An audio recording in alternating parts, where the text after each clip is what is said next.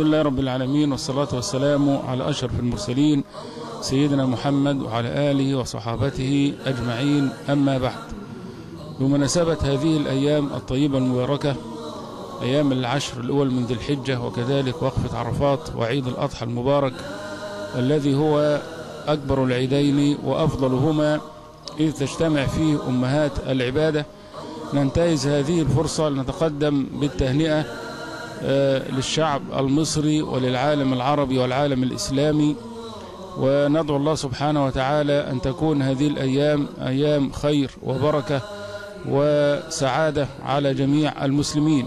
أنا بهنئ أبناء الشعب المصري في كل ربوع الدولة المصرية بحلول عيد الأضحى المبارك، وبنسأل الله عز وجل أن يعيد هذا العيد على الدولة المصرية شعبها في أمن وأمان ورخاء وبناء واستقرار، وكذلك على أبناء حزب النور وعلى الأمة العربية بأسرها أن تعود كسابق عهدها بقوة واستقرار ورفاهية واطمئنان.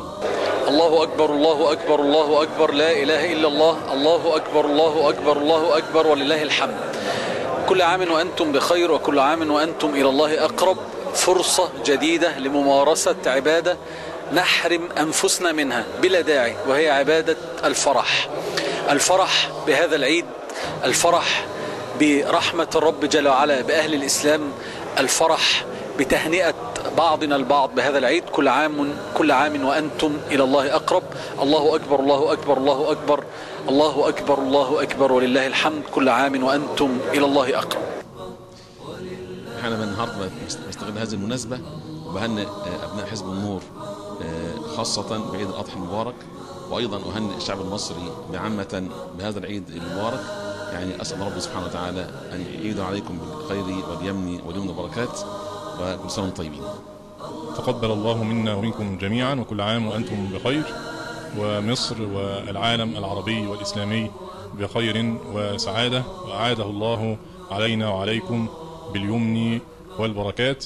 وأسأل الله عز وجل أن يعيد علينا هذه الأيام المباركات وقد استقرت شعوبنا جميعا وازدهرت وانتشر فيها الأمن والسلام،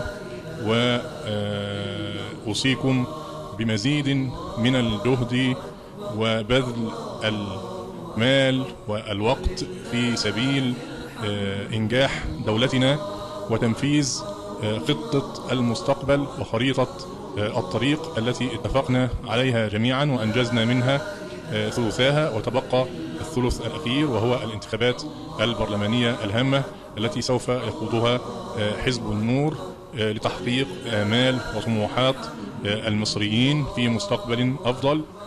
ننتهز فرصة عيد الأضحى المبارك ونتوجه بالتهنئة لأبناء الأمة العربية والإسلامية وأبناء مصرنا الحبيبة، ونسأل الله عز وجل أن يعيدها علينا أعواما عديدة وأزمنة مديدة، وكل عام وأنتم بخير.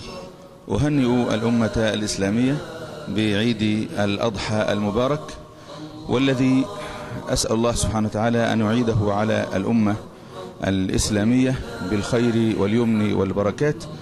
عيد يذكرنا بأمر عظيم، وهو أن الإسلام استسلام لله ورحمة بخلق الله ومنهج للحياة. ولا ننسى في خضم فرحتنا بالعيد، لا ننسى هموم أمتنا وحاجتها إلى أن نبذل كل ما بوسعنا للقيام بأعبائها والقيام بمتطلباتها حتى نرقى ونرتقي ونتقدم. أنا سعيد جدا أن أتوجه بالتهنئة إليكم، وأسأل الله عز وجل أن يعيد هذا العيد على بلادنا وأمتنا بالخير، وأن يرفع عنها كل الآلام والمصاعب، وأن يجمع شملنا، وأن نجد في مصرنا المادة الأولى من الدستور متحققة ليس فقط كقوانين، وإنما كواقع اجتماعي واقتصادي وفي كل مظاهر ومناحي الحياة. أنا سعيد جدا أن أوصل صوتي إليكم، وإن شاء الله الله عز وجل يبلغنا العيد القادم، إن لم يكن على عرفة نكن في فرحة ونكن في سعادة وتتحقق الآمال. تقبل الله منا منكم صالح الأعمال. كل عام وأنتم إن شاء الله إلى الله أقرب وبخير حال، وربنا سبحانه وتعالى يعيد علينا يعني هذه الأعياد ونحن يعني في طاعة، ولا نتجمع إلا على طاعته ولا نفترق إلا على طاعته. بفضل الله في يوم زي ده بنفتكر قد إيه ربنا سبحانه وتعالى مانن علينا. مصليات العيد شاهدة قد إيه ربنا سبحانه وتعالى يعني أنقذنا وأغاثنا مما ابتلى به غيرنا. الدعوة إلى الله سبحانه وتعالى أمانة، وإحنا مش عايشين لوحدنا، إحنا عايشين في مجتمع للأسف يعني شوه لديه صورة الإسلام إما عمدا أو بغير عمد كثيرا وطويلا، فمحتاج بذل ومحتاج تضحية ومحتاج هضم للذات، ومحتاج إن إحنا نراجع أنفسنا بين وقت وآخر، نسدد ونقارب وندعو للناس، ندعو الناس وندعو للناس، نكون رحمة عليهم لا نقمة، ونرجو لمسيئهم التوبة، ونتعاون مع صالحهم ونسدد ونقارب كما قلنا. اليوم ده بيفكرنا بحديث النبي صلى الله عليه وسلم وخطبة النبي صلى الله عليه وسلم في مثل هذا التوقيت، ألا إن كل أمر من أمور الجاهلية موضوع تحت قدمي هاتين.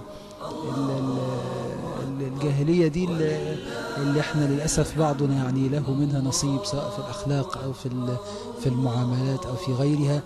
فالقول ده حري بالتدبر في هذا الوقت، إن هي المسألة مش التزام في الظاهر ولا عبادات في الظاهر وحسب، إنما هو ادخلوا في السلم كافة. ده صلاتي ونسكي ومحياي ومماتي كل ده لله رب العالمين. فاحنا نذكر أنفسنا قبل ما يذكرنا غيرنا، ونتواصى بالحق والصبر في هذا التوقيت وفي غيره، وبإذن الله كل عام يعني نهنئ أنفسنا بنعمة الله وفضله علينا أكثر وأكثر. تقبل الله منا ومنكم تاني صالح الأعمال، وأسأل الله جل وعلا الذي جمعنا في الدنيا على طاعته لا يحرمنا يوم القيامة أن نجتمع في دار كرامته ومستقر رحمته، هو ولي ذلك القادر عليه. وندعو الله سبحانه وتعالى أن يأتي العام القادم والمسلمون في أحسن حال وفي أفضل حال. وفي هذه الأيام المباركة يجتمع المسلمون جميعا من شتى بقاع الأرض في صعيد واحد وفي مكان واحد، ألا وهو عرفات، يدعون إلها واحدا ويتضرعون إلى إله واحد، يلبسون ثيابا واحدة، يتجهون لقبلة واحدة. فالإسلام كل ما فيه يدعو إلى الوحدة ويدعو إلى الاعتصام. وما نراه الآن من التفرق والتشتت والتمزق في العالم العربي والإسلامي إنما هو بفعل فاعل، هي مخططات لتفرقة هذه الأمة وإضعاف هذه الأمة. فليكن تكن هذه الوقفة وهذه الأيام المباركة بداية جديدة نعود فيها إلى الله سبحانه وتعالى ونراجع أنفسنا. فدين الإسلام دين الوحدة والألفة والمحبة والمودة، وكل من يسعى في خلاف ذلك فليس من الدين في شيء. فنبدأ بداية جديدة يكون شعارها واعتصموا بحبل الله جميعا ولا تفرقوا، لكي تواجه الأمة الإسلامية والعربية هذه المخططات التي تسعى لتفكيكها وتفتيتها وتجزئتها وإضعافها، ثم بعد ذلك زوالها. فلنكن على يعني حذر من هذه المخططات الخطيرة، ونعتصم بدين الله عز وجل، ونزيل كل أسباب الفرقة والشتات، ونعتصم بكتاب الله وسنة الرسول صلى الله عليه وآله وسلم، ولنجتمع على كلمة سواء. وكل إنسان منا لابد أن يسعى لإزالة أسباب الفرقة والاختلاف، ونجتمع جميعا على كلمة واحدة لكي ننهض ولكي نمر من هذه الأزمة الخطيرة التي يمر بها العالم الإسلامي والعالم العربي. وندعو الله سبحانه وتعالى أن يأتي العام القادم في مثل هذه الأيام ونحن في أحسن حال، ونحن في حال من الألفة وحال من المودة والمحبة والاعتصام، ونكون جميعا صفا واحدا لمواجهة هذه الأخطار وهذه التحديات. ندعو الله سبحانه وتعالى أن يأتي علينا العام القادم ونحن في خير وسعادة وفي أمن وأمان، وأن يكون العالم العربي والإسلامي في حالة من الأمان وحالة من السلام وحال من القوة وعزة بعد ما نراه الآن من هذا التشرذم وهذا التفتت الذي نراه في كل بقاع العالم العربي والإسلامي. نسأل الله عز وجل أن يعمنا برحماته وبركاته، وأن يزيل أسباب الخلاف والشقاق بين المسلمين، وأن يوحد كلمتنا على كلمة سواء، وأن يؤلف بين قلوبنا. وأتوجه بالتهنئة لكل مسلم على وجه الأرض في مشارق الأرض ومغربها هذه المناسبة الطيبة. تقبل الله منا ومنكم صالح الأعمال، وكل عام وأنتم بخير، والسلام عليكم ورحمة الله وبركاته.